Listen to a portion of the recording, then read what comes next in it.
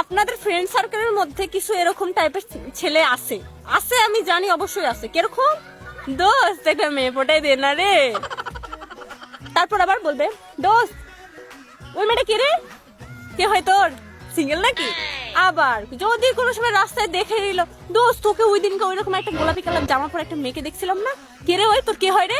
যদি বলি cousin, cousin না আইডিটা দি না, কি করে, কোন ক্লাসে পড়ে, এই সেই করে বলবে যে দোস্ত দে না আইডিটা দে না, আমি তোকে বার্গার খাওয়াবো, আমি তোকে 100 টাকা দিব, 200 টাকা দিব, টাকার লোভ দেখায় মেয়ের নাম্বার লিনো আমার কাছ থেকে।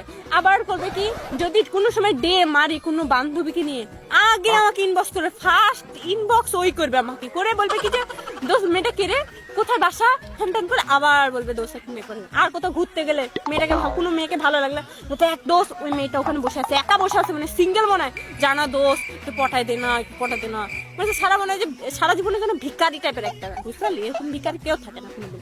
আবার হলো মনে হচ্ছে যে আমি একটা কাজী অফিস একটা কাজী অফিস খুলে রাখছি, ওকে ধরে নিয়ে আসবো, আসো আসো আসো, এখানে একটা ছেলে সিঙ্গেল আছে, আসো আসো, দিয়ে বিয়ে পরে দিবো, এরকম অবস্থা হয়ে গেছে আমার।